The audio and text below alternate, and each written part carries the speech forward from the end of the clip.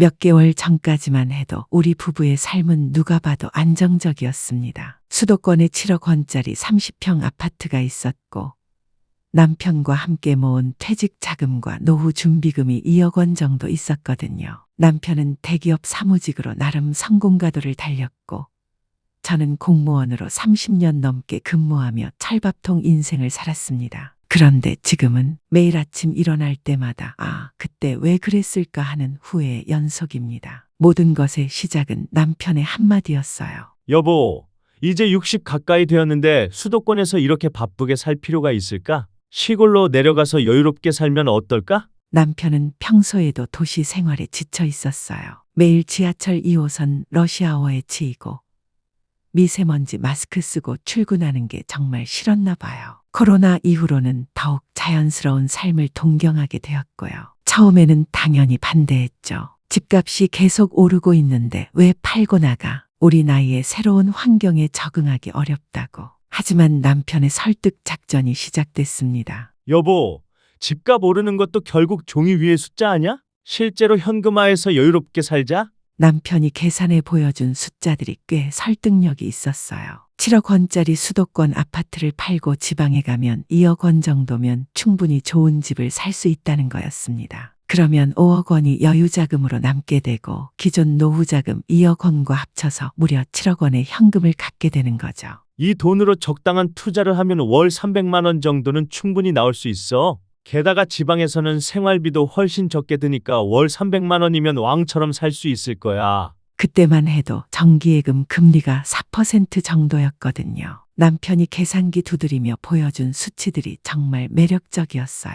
국민연금도 65세부터 받을 수 있으니까 그때까지는 여유자금으로 버틸 수 있다는 계산이었죠. 저도 점점 마음이 움직이기 시작했어요. 특히 코로나 이후 재택근무를 하면서 굳이 수도권에 살아야 하나 하는 생각이 들었거든요. 주변 지인들도 하나둘씩 지방 이주를 고려하고 있다는 얘기를 들으니 더욱 그랬고요. 남편은 더욱 구체적으로 계획을 세웠어요. 인터넷에서 귀촌 성공 사례들을 찾아보며 보여주고 실제로 지방에 내려가서 농사 지으며 여유롭게 사는 사람들의 유튜브 영상을 매일 보여줬어요. 도시에서 스트레스 받으며 사는 것보다 훨씬 건강하고 행복할 거야. 또 하나 마음을 움직인 건 환경 문제였어요. 수도권의 미세먼지와 소음, 교통체증에 정말 지쳐 있었거든요. 아침마다 지하철로 출근하면서 사람들에게 치이고 퇴근길에는 버스에서 서서 가야 하는 일상이 반복됐어요. 이게 무슨 삶이야? 하는 생각이 들더라고요. 남편이 보여준 시골집 사진들은 정말 아름다웠어요. 넓은 마당에 텃밭도 있고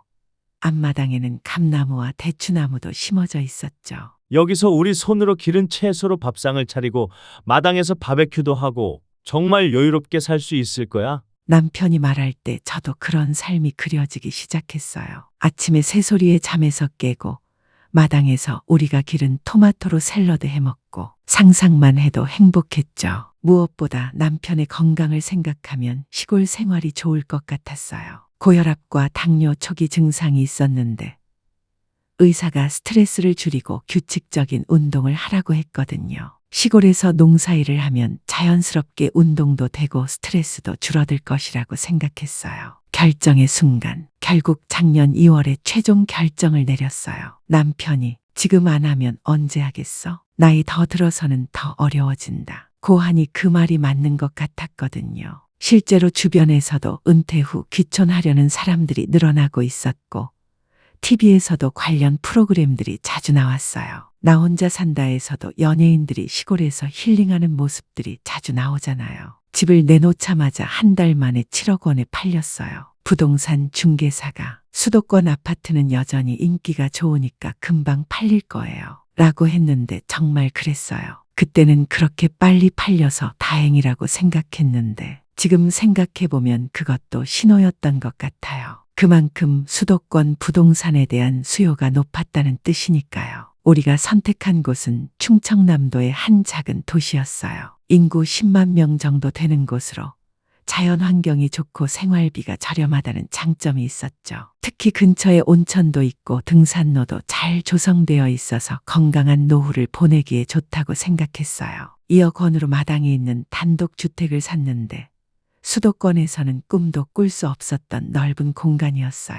집은 80평 대지에 지어진 25평 규모의 단독주택으로 마당이 정말 넓었죠. 이전 집주인이 정성스럽게 가꾼 정원도 있었고 뒤편에는 작은 텃밭도 마련되어 있었어요. 처음 3개월 정도는 정말 만족스러웠어요. 공기도 맑고 마당에서 채소도 기르고 아침에 새소리에 잠에서 깨는 것이 행복했죠. 남편도 이렇게 사는 게 진짜 사는 거야 라며 만족해했어요. 아침에 일어나서 마당에 나가 깊은 숨을 들이마시면 정말 상쾌했어요. 수도권에서는 느낄 수 없었던 고요함과 평온함이 있었죠. 텃밭에 상추, 깻잎, 토마토, 오이 등을 심었는데 매일 조금씩 자라는 모습을 보는 재미가 쏠쏠했어요. 남편은 더욱 적극적으로 시골 생활에 적응했어요.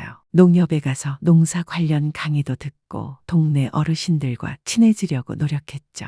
도시에서는 이웃이 누군지도 모르고 살았는데 여기서는 정말 따뜻한 인정을 느낄 수 있어. 라며 즐거워했어요. 저도 처음에는 이런 변화가 좋았어요. 출근 스트레스도 없고 교통비나 외식비도 많이 줄었거든요. 집에서 기른 채소로 밥상을 차리고 저녁에는 마당에서 남편과 차를 마시며 담소를 나누는 시간이 소중했어요. 그런데 문제는 시간이 지나면서 나타나기 시작했어요. 가장 먼저 느낀 건 고립감이었어요. 수도권에서는 언제든 친구들과 만날 수 있었고 문화생활도 다양하게 즐길 수 있었는데 여기서는 그런 기회가 현저히 줄어들었거든요. 가장 가까운 영화관도 차로 40분은 가야 하고 큰 마트나 병원을 가려면 더 멀리 나가야 했어요. 처음에는 조용해서 좋다고 생각했는데 점점 너무 조용한 것이 답답하게 느껴지기 시작했어요. 특히 저녁 시간이 되면 할 일이 없어서 지루했어요. 수도권에 있을 때는 동호회 활동도 하고 문화센터 강의도 들었는데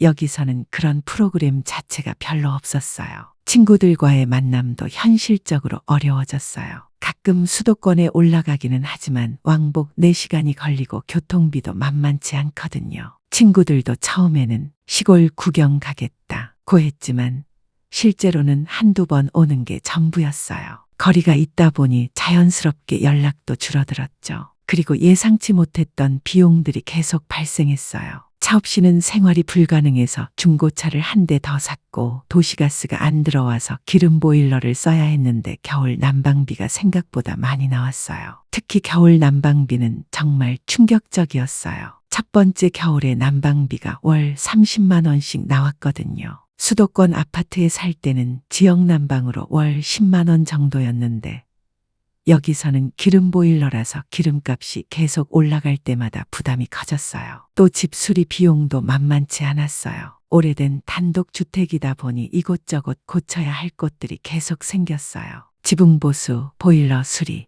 하수관 교체 등등. 한 달에 한 번씩은 뭔가 고장이 났어요. 수도권 아파트에서는 관리사무소에서 다 해결해 줬는데 여기서는 모든 걸 직접 해결해야 했어요. 수리 업체를 부르는 것도 쉽지 않았거든요. 도시 지역에 비해 업체가 많지 않아서 예약하고 며칠씩 기다려야 하는 경우가 많았고 출장비도 별도로 나왔어요. 투자의 실패. 더 큰 문제는 투자 수익이 예상만큼 나오지 않는다는 것이었어요. 남편이 계산했던 월 300만 원은 고사하고 금리가 낮아지면서 예금 이자도 줄어들고 주식 투자도 요즘 시장 상황이 좋지 않아서 손실이 나고 있어요. 남편이 처음에 계산할 때는 정기예금 금리가 4% 정도였는데 지금은 3%도 안 돼요. 7억 원을 예금에 넣어봐야 연 2,100만 원, 월 175만 원 정도밖에 안 나와요. 여기서 세금까지 떼면 실제 손에 들어오는 건 월 140만 원 정도예요. 주식 투자도 생각만큼 쉽지 않았어요. 안전하다고 생각했던 대형주들도 계속 빠지고 남편이 투자한 부동산 리츠도 금리 상승 때문에 손실이 났어요. 작년 한 해 동안 투자 원금에서 4천만 원 정도 손실이 났거든요. 그런데 정말 충격적인 일이 작년 말에 벌어졌어요. 우리가 팔았던 수도권 아파트 가격을 확인해 보니 1년 만에 8억 5천만 원으로 올라 있었어요. 한국부동산원 자료를 보니 2024년 하반기부터 수도권 아파트 가격이 다시 상승세로 돌아섰고 우리 동네는 재개발 소식까지 나오면서 더욱 가격이 뛰었다고 해요. 더 정확히 말하면 우리가 살던 단지가 재건축 추진위원회가 구성되면서 일대 호재가 된 거예요. 20년 된 아파트였는데 용적률 상향과 함께 재건축되면 평수도 늘어나고 최신 시설을 갖춘 아파트로 바뀔 예정이라고 해요. 그 순간 정말 허탈했어요. 만약 그 집을 그대로 갖고 있었다면 지금쯤 8억 5천만 원짜리 집 주인이 되어 있을 텐데. 게다가 재건축까지 되면 12억 원은 좋게 될 집의 주인이 될 수 있었던 거예요. 우리는 시골에서 140만 원도 안 되는 수익으로 근근히 살고 있는 상황이었거든요. 돌아가고 싶지만 남편에게 다시 수도권으로 돌아가자고 말했지만 이미 늦었어요. 우리가 가진 현금 6억 3천만 원 투자 손실 포함으로는 예전과 같은 수도권 아파트를 살 수 없게 되었거든요. 비슷한 조건의 아파트는 이제 9억 원은 되어야 살 수 있어요. 설상가상으로 건강 문제도 생겼어요. 남편이 지난 10월에 갑자기 가슴 통증을 호소해서 병원에 갔는데 심장에 이상이 있어서 정밀 검사를 받아야 한다고 해요. 그런데 여기 지역 병원으로는 한계가 있어서 대학병원으로 가야 하는데 가장 가까운 곳이 차로 2시간 거리예요. 지역 병원에서는 협심증 의심이라고 하면서 더 큰 병원에서 정밀 검사를 받아보라고 했어요. 그래서 대전에 있는 한 대학병원까지 가야 했는데 예약하고 한 달을 기다렸어요. 수도권에 있을 때는 집 근처에 대학병원이 여러 곳 있어서 일주일 안에 검사를 받을 수 있었는데 여기서는 모든 게 더딘 것 같아요. 검사 결과 다행히 큰 문제는 없었지만 정기적으로 관리해야 한다고 했어요. 한 달에 한 번씩은 병원에 가야 하는데 그때마다 왕복 4시간을 차로 다녀야 해요. 나이가 들수록 의료 접근성이 중요한데 이런 점을 미리 고려하지 못했던 게 후회돼요. 게다가 제가 작년 말에 허리 디스크가 재발했어요. 예전부터 있던 증상인데 농사일을 하면서 무리했던 것 같아요. 물리치료를 받으려고 해도 근처에는 작은 한의원 하나뿐이고 제대로 된 재활치료를 받으려면 역시 멀리 나가야 해요. 또 다른 문제는 자녀들과의 거리였어요. 저희 딸이 수도권에서 직장을 다니고 있는데 예전에는 주말마다 만날 수 있었지만 지금은 명절에나 한 번씩 볼 수 있어요. 특히 딸이 임신을 했는데 출산과 육아를 도와주고 싶어도 거리 때문에 쉽지 않아요. 딸이 임신 중에 입덧이 심해서 힘들어할 때 수도권에 있었다면 바로 달려가서 도와줄 수 있었을 텐데 여기서는 그럴 수가 없었어요. 전화로 위로의 말밖에 해줄 수 없어서 정말 마음이 아팠죠. 손자가 태어났을 때도 마찬가지였어요. 출산 직후 산후조리를 도와주고 싶었는데 여기서 수도권까지 매일 다닐 수도 없고 그렇다고 거기서 한 달간 머물 수도 없는 상황이었어요. 결국 딸이 산후조리원에 들어가야 했는데 그 비용도 만만치 않았거든요. 손자를 자주 보지 못하는 것도 아쉽고 딸이 힘들 때 바로 달려가지 못하는 것도 마음 아파요. 특히 요즘같이 맞벌이 부부가 많은 시대에 친정 엄마의 도움이 절실한데 거리 때문에 그런 역할을 해주지 못하는 게 속상해요. 생활비도 처음 예상보다 많이 들어요. 물론 집값이나 외식비는 수도권보다 저렴하지만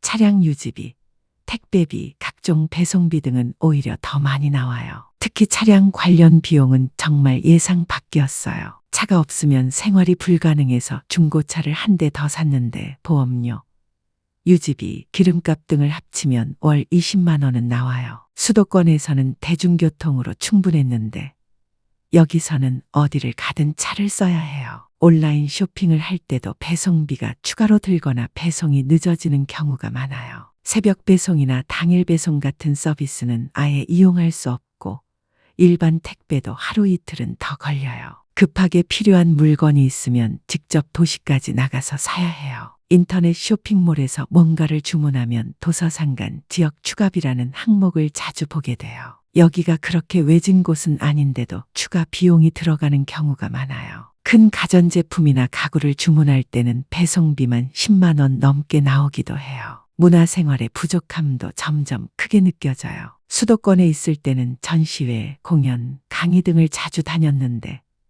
여기서는 그런 기회가 거의 없어요. 도서관도 규모가 작고 시설도 낙후되어 있어요. 지역 도서관에 가보니 책도 별로 없고 신간도 잘 들어오지 않더군요. 컴퓨터도 옛날 것들이라 느리고 인터넷도 자주 끊어져요. 평생 책 읽는 걸 좋아했는데 여기서는 원하는 책을 구하기도 어려워요. 문화센터나 평생교육원 같은 곳도 프로그램이 제한적이에요. 요가나 에어로빅 정도는 있지만 인문학 강의나 외국어 수업 같은 건 찾기 어려워요. 평생 배우고 즐기며 살고 싶었는데 그런 기회가 현저히 줄어든 것이 아쉬워요. 영화관도 멀어서 자주 가기 어려워요. 수도권에 있을 때는 주말마다 영화를 보러 갔는데 여기서는 한 달에 한 번 보기도 어려워요. 차로 40분 거리에 있는 작은 영화관은 상영작도 제한적이고 시설도 오래됐어요. 남편도 요즘 들어서는 예전만큼 만족해하지 않아요. 처음에는 농사일이 재미있다고 했는데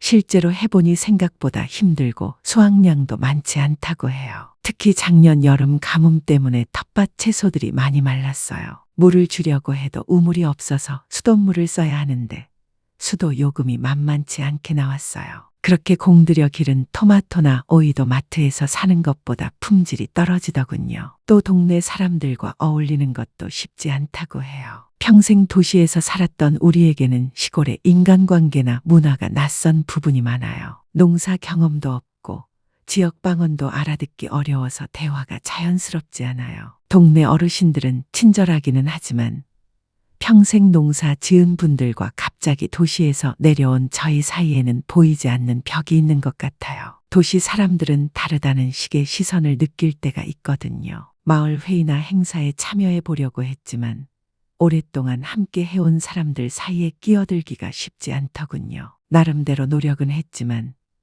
진정한 동네 사람이 되기까지는 상당한 시간이 필요할 것 같아요. 요즘에는 매일 부동산 뉴스를 확인하게 돼요. 2025년 부동산 전망을 보면 전문가들이 하반기부터 수도권 아파트 가격이 다시 상승할 것이라고 해요. 금리 인하와 공급 부족이 맞물리면서 집값이 더 오를 가능성이 높다고 하거든요. 특히 우리가 살던 지역은 2025년 상반기에도 계속 오를 것으로 전망된다고 해요. 재건축 소식 때문에 투자 수요까지 늘어나고 있다는 뉴스를 보면 정말 속이 쓰려요. 그 뉴스를 볼 때마다 가슴이 답답해져요. 우리가 판 집은 계속 오르고 있는데 우리는 여기 갇혀서 지켜보기만 해야 하는 상황이거든요. 만약 그때 팔지 않았다면 지금쯤 12억 원 가까운 자산을 가지고 있었을 텐데 이제 와서 후회해봐야 소용없지만요. 더욱 속상한 것은 주변 지인들의 이야기예요. 비슷한 시기에 집을 팔려고 고민했던 친구가 있는데 그 친구는 결국 팔지 않고 그대로 살고 있어요. 그 친구 집도 우리 집과 비슷하게 올랐다고 하더군요. 만날 때마다 그때 안 팔길 잘했다 고 말하는데 들을 때마다 마음이 아파요. 이제 와서 생각해보니 너무 성급하게 결정했다는 생각이 들어요. 귀촌이나 이주는 충분한 준비와 신중한 검토가 필요한데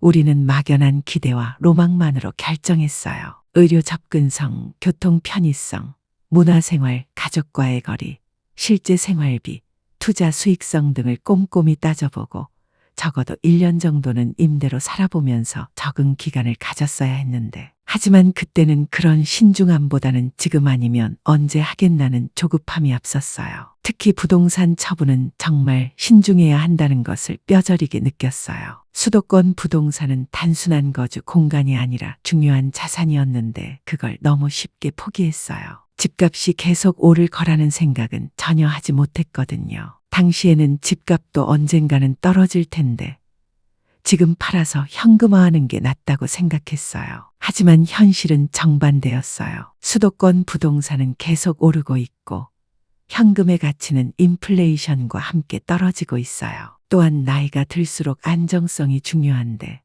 너무 큰 변화를 시도했던 것 같아요. 50대 중반이 넘으면 새로운 환경에 적응하는 것이 젊을 때보다 훨씬 어렵다는 것을 깨달았어요. 특히 건강 문제가 생기면서 이런 점이 더욱 명확해졌어요. 시골 생활을 하면서 겪은 우픈 에피소드들도 많아요. 처음에 텃밭에서 기른 토마토를 따서 너무 뿌듯했는데 막상 먹어보니 마트에서 파는 토마토보다 맛이 없더라고요. 남편이 자연이 기른 건데 왜 이래? 라며 당황했던 모습이 생각나네요. 알고 보니 품종도 중요하고 재배 기술도 필요한 거였어요. 또 한 번은 동네 어르신이 도시에서 오셨으니 농사 잘 지을 거예요. 라고 하시는데 우리는 농사는커녕 화분도 제대로 키워본 적이 없었거든요. 그냥 웃으며 열심히 배우겠습니다. 라고 했는데 속으로는 우리가 뭘 안다고 했어요. 겨울에 보일러가 고장 났을 때는 정말 황당했어요. 수리 기사를 불렀더니 도시 사람들은 이런 것도 못 고치냐?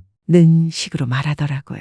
수도권에서는 관리사무소에 전화 한 통이면 끝이었는데 여기서는 모든 걸 직접 해결해야 하니까 정말 당황스러웠어요. 택배 아저씨도 처음에는 집을 찾지 못해서 한참 헤맸어요. GPS에도 안 나오는데 어디 사세요? 라고 물어보시더라고요. 도로명 주소는 있는데 실제로는 찾기 어려운 곳이었거든요. 지금은 택배 아저씨와 친해져서 농산물도 가끔 나눠드려요. 지금 저희 상황은 정말 애매해요. 다시 수도권으로 돌아가고 싶지만 집값이 너무 올라서 예전 같은 조건으로는 불가능하고 그렇다고 여기서 계속 살기에는 불편함과 후회가 너무 커요. 남편과 여러 차례 진지한 대화를 나눴어요. 서로 이 상황에 대한 스트레스가 쌓여서 처음에는 자주 다퉜어요. 남편은 자신의 결정이 잘못됐다는 것을 인정하기 싫어했고 저는 그때 더 강하게 반대했어야 했다는 후회로 가득했거든요. 하지만 지금 와서 서로를 탓해봐야 소용없다는 결론에 도달했어요. 이미 벌어진 일을 되돌릴 수는 없으니 현실적인 대안을 찾는 게 중요하다고 생각했어요. 남편 건강 문제 때문에라도 의료 접근성이 좋은 곳으로 이사를 고려하고 있어요. 수도권은 어렵더라도 지방광역시 정도를 생각하고 있어요. 대전이나 대구, 부산 같은 곳이면 의료시설도 좋고 문화생활도 어느 정도 가능할 것 같거든요. 하지만 그것도 또 다른 이사 비용과 적응 과정이 필요해요. 지금 집을 팔면 1억 5천만 원 정도밖에 안 나올 것 같은데 광역시에서 괜찮은 아파트를 사려면 3억 원은 있어야 해요. 결국 기존 자금에서 더 써야 하는 상황이에요. 투자 수익도 당분간은 개선되지 않을 것 같아요. 경기 불확실성이 지속되고 있고 안전한 투자처를 찾기도 어려운 상황이거든요. 처음 계획했던 월 300만 원 수익은 정말 현실성이 없었던 것 같아요. 요즘 다시 계산해 보니 현재 자산으로는 월 150만 원 정도의 수익을 내는 것도 쉽지 않아요. 안전한 예금이나 적금으로는 세후로 월 120만 원 정도, 약간의 위험을 감수하고 펀드나 주식에 투자해봐야 수익이 보장되지 않아요. 국민연금도 저희 세대는 65세부터 받을 수 있는데 아직 5년은 더 기다려야 해요. 그동안 현재 자금으로 생활해야 하는데 의료비나 기타 예상치 못한 비용까지 고려하면 정말 빠듯해요. 남편과 제가 받을 수 있는 국민연금도 계산해 봤는데 둘이 합쳐서 월 130만 원 정도 될 것 같아요. 그나마 이 정도라도 나오면 다행이지만 그때까지 버텨야 하는 게 문제예요. 가장 후회되는 것은 딸과의 관계예요. 손자가 태어나면서 더욱 자주 만나고 싶은데 지금 상황으로는 그것도 쉽지 않아요. 가족과의 거리가 이렇게 중요한 줄 몰랐어요. 최근에 딸이 둘째를 가졌다는 소식을 들었는데 이번에도 제대로 도와주지 못할 것 같아서 마음이 아파요. 산후조리나 육아 비용을 지원해주고 싶어도 우리 상황도 넉넉하지 않아서 부담스러워요. 손자도 이제 돌이 지나서 걸어 다니는데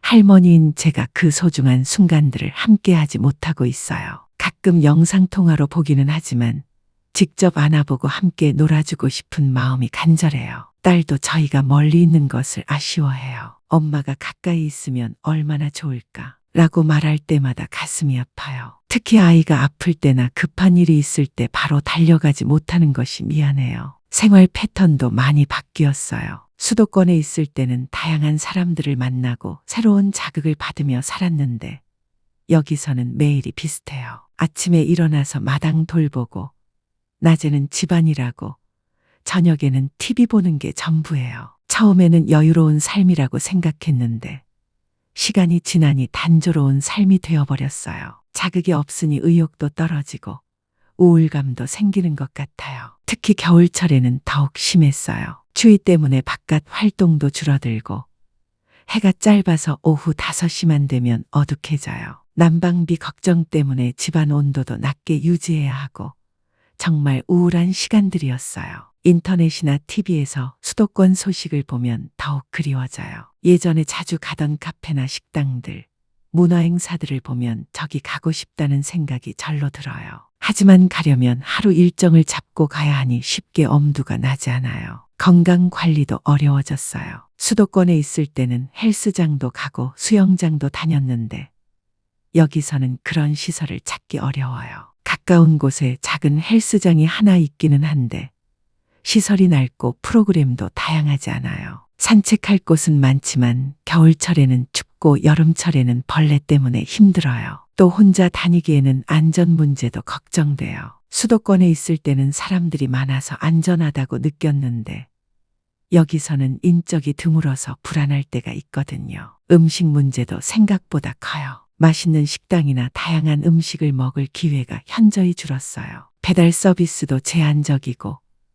있어도 배달비가 비싸요. 결국 집에서 해먹는 게 대부분인데 매일 요리하는 것도 점점 귀찮아져요. 특히 외식의 즐거움을 많이 잃었어요. 수도권에 있을 때는 친구들과 새로운 식당을 찾아다니는 재미가 있었는데 여기서는 선택의 폭이 너무 좁아요. 중국집, 치킨집, 분식집 정도가 전부이고 분위기 좋은 레스토랑은 찾기 어려워요. 쇼핑도 마찬가지예요. 옷을 사거나 생활용품을 구입하려면 큰 도시까지 나가야 해요. 온라인 쇼핑을 하더라도 직접 보고 고르는 재미는 없어요. 또 교환이나 반품도 번거로워요. 이런 불편함들이 하나둘씩 쌓이다 보니 전체적인 삶의 질이 많이 떨어진 것을 느껴요. 처음에는 적응하면 괜찮아질 거야라고 생각했는데 시간이 지날수록 더욱 그리워지는 것들이 많아져요. 다른 선택이었다면 지금 시점에서 다시 생각해보면 귀촌보다는 수도권 내에서 좀 더 한적한 곳으로 이사하는 것이 나았을 것 같아요. 경기도 외곽 지역이나 충청도와 가까운 곳이면 자연 환경도 좋으면서 접근성도 나쁘지 않았을 텐데 너무 멀리 온 것 같아요. 또는 아예 이사하지 않고 그 집에서 계속 살면서 주말이나 휴가 때 시골에서 지내는 정도로 만족했어야 했어요. 전원 생활의 로망은 가끔씩 체험하는 것으로도 충분했을 것 같아요. 부동산 투자나 자산 관리에 대해서도 다시 공부하게 되었어요. 부동산이 단순한 거주 공간이 아니라 중요한 투자 자산이라는 것을 뒤늦게 깨달았어요. 특히 수도권 부동산의 가치를 너무 과소평가했던 것 같아요. 현금으로 바꿔서 투자하면 더 많은 수익을 낼 수 있을 거라고 생각했는데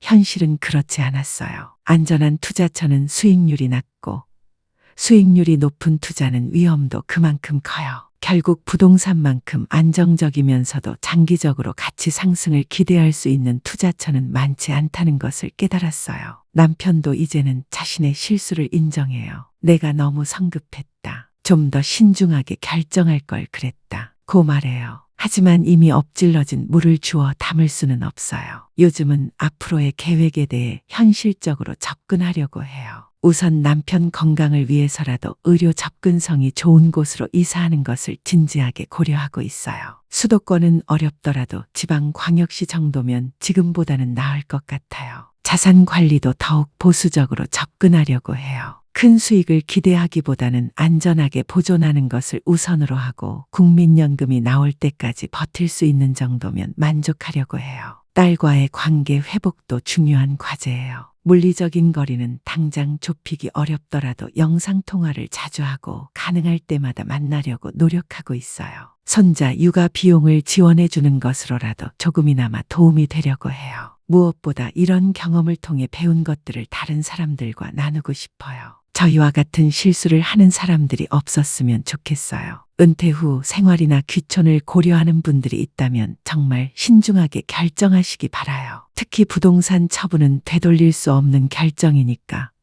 충분한 시간을 갖고 여러 가지를 따져보시기 바라요. 의료 접근성, 가족과의 거리, 문화생활, 실제 생활비, 투자 수익 등을 모두 고려해서 결정하셔야 해요. 그리고 무엇보다 임대로라도 일정 기간 살아보고 결정하시는 것을 강력히 권해요. 몇 달 정도 체험해보면 실제 생활이 어떤지 알 수 있어요. 여행으로 잠깐 다녀오는 것과 실제로 생활하는 것은 완전히 달라요. 로망과 현실은 다르다는 것을 꼭 기억하시기 바라요. TV나 인터넷에서 보는 아름다운 시골 생활과 실제 생활 사이에는 큰 차이가 있어요. 특히 나이가 들수록 편의성과 안전성이 중요해져요. 받아들임과 희망, 지금도 가끔 그때 다른 선택을 했다면이라는 생각을 해요. 하지만 이미 지나간 일을 후회하기보다는 남은 시간을 어떻게 의미 있게 보낼 것인가에 집중하려고 해요. 비록 예상과 다른 결과가 되었지만 이것도 인생의 한 과정이라고 받아들이려고 노력하고 있어요. 완벽한 선택은 없다는 것을 인정하고